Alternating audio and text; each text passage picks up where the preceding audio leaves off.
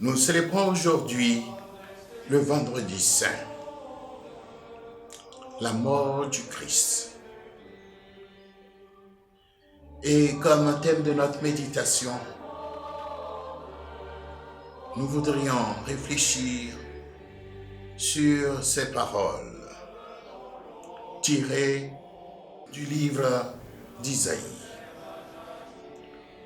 Dans ces blessures se trouve notre guérison. Isaïe, chapitre 53, verset 5. Il s'agit du chant du serviteur souffrant, le 4e chant du serviteur souffrant.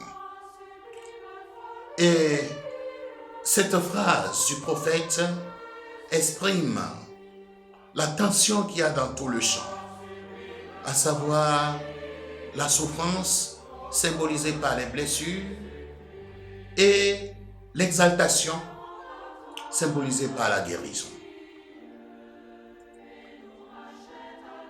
Le serviteur souffrant est comme un malade. Et justement, c'est par sa maladie ou son apparente maladie qu'il guérit l'humanité.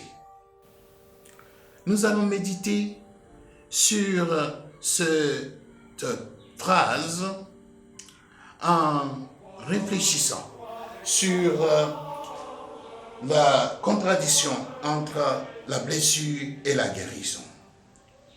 Ensuite, voir comment nous pouvons guérir les autres, l'humanité, par nos blessures.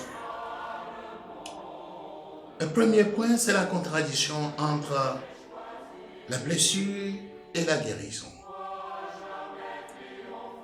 La blessure exprime la maladie ou le mal.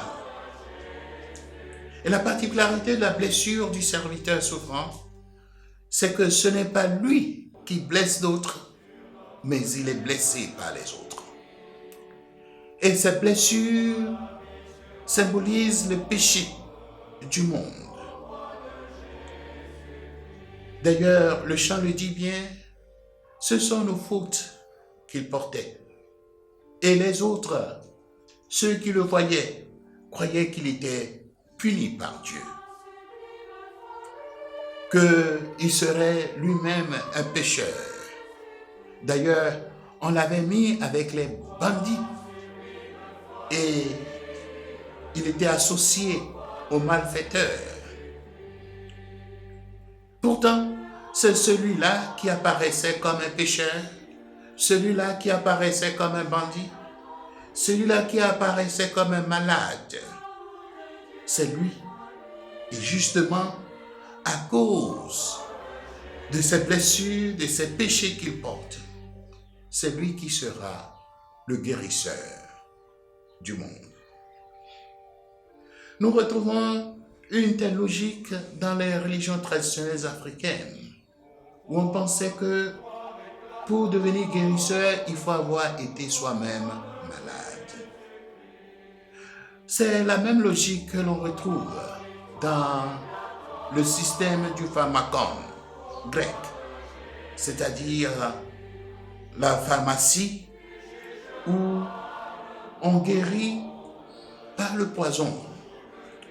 C'est le poison qui guérit. Mais il faut que ce poison soit bien administré. Dans un deuxième temps, c'est nous demander comment est-ce que nous pourrons guérir l'humanité par nos blessures. Particulièrement dans le cas de l'Afrique. D'une Afrique blessée, d'une Afrique meurtrie, d'une Afrique qui porte le poids des péchés du monde. D'abord, pour pouvoir guérir par nos blessures, il faut les assumer. Il ne s'agit pas de se résigner aux souffrances qui nous sont infligées. Il ne s'agit pas de les aimer et de nous courber devant ces souffrances de manière doloriste, comme si la souffrance serait bonne en elle-même. Non, il s'agit de les assumer, de les accepter courageusement tout en les combattant, tout en combattant le mal dans le monde.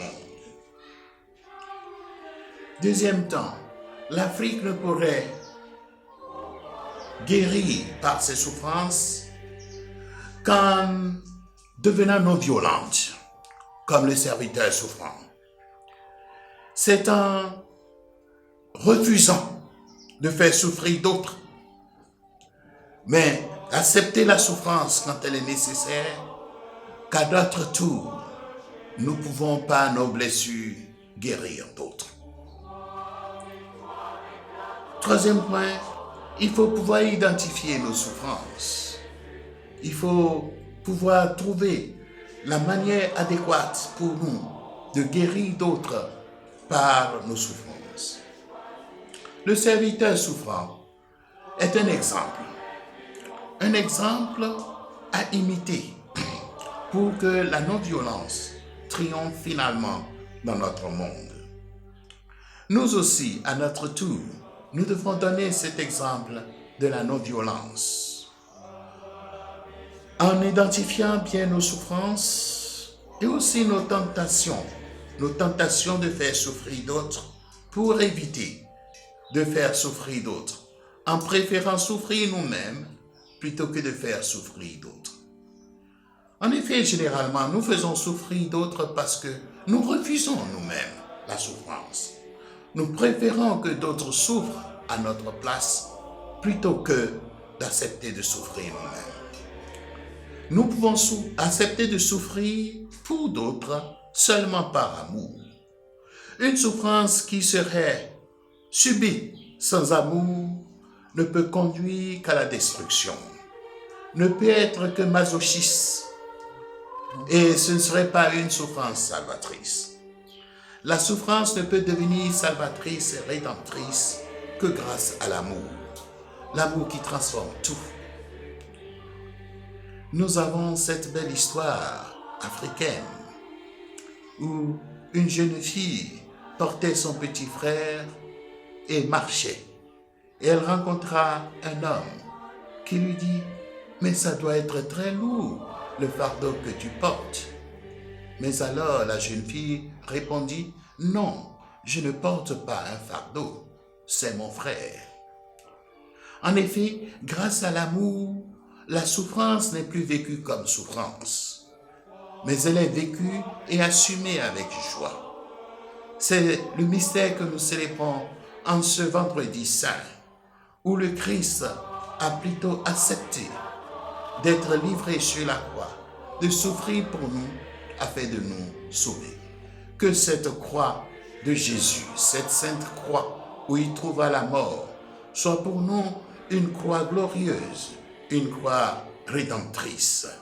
Que par cette croix, nous puissions être associés au Christ et à ses souffrances pour participer aussi à sa gloire.